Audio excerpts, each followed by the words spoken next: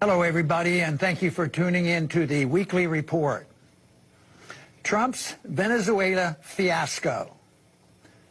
Last week, President Trump announced that the United States would no longer recognize Nicolas Maduro as president of Venezuela and would recognize the head of its National Assembly, Jose Guaidó, as president instead. U.S. thus openly backs regime change. But what has long been a dream of the neocons may well turn out to be a nightmare for President Trump. Why did Trump declare that the Venezuelan president was no longer the president? According to the State Department, the administration was acting to help enforce the Venezuelan Constitution. If only they were so eager to enforce our own Constitution. It's ironic that a president who has spent the first 2 years in office fighting charges that a foreign country meddled in the U.S. elections would turn around and not only meddle in foreign elections, but actually demand the right to name a foreign country's president. How would we react if the Chinese and the Russians decided that President Trump was not upholding the U.S. Constitution and recognized Speaker Nancy Pelosi as U.S. President instead? Even those who would like to see a sea change in government, Venezuela should reject any notion that the change must be helped by the United States. According to press reports, Vice President Mike Pence was so involved in internal Venezuelan affairs that he actually urged Guaidó to name himself president and promise U.S. support. This is not only foolish, it is very dangerous. A Venezuelan civil war would result in mass deaths and even more economic misery. Regime change has long been U.S. policy for Venezuela. The U.S. has been conducting economic warfare practically since Maduro's predecessor, Hugo Chavez, was first elected in 1998.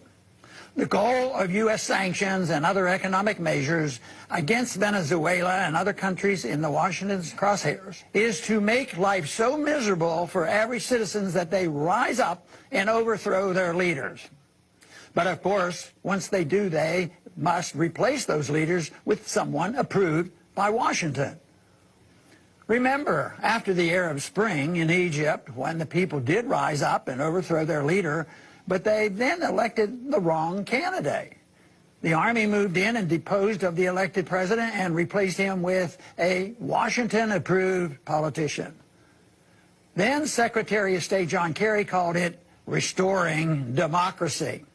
It is tragically comical that President Trump has named convicted criminal Elliot Abrams as his point person to restore democracy in Venezuela. Abrams played a key role in the Iran-Contra affair and went on to be one of the chief architects of the disastrous U.S. invasion of Iraq in 2003. His role in helping promote the horrible violence in Latin America in the 1980s should disqualify him from ever holding public office again. Instead of this ham-fisted coup d'etat, a better policy for Venezuela these past 20 years would have been engagement and trade. If we truly believe in the superiority of a free market system, we must also believe that we can only lead by example, not by forcing our system on others. Just 4 months ago, President Trump said at the UN, "I honor the right of every nation in this room to pursue its own customs, beliefs, and traditions.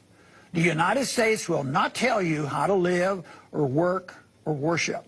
We only ask that you honor our sovereignty in return." Sadly, it seems that these were merely empty words. We know from Iraq, Libya, Syria, and more that this will not end well for President Trump or for the United States. We must leave Venezuela alone. Thanks for listening.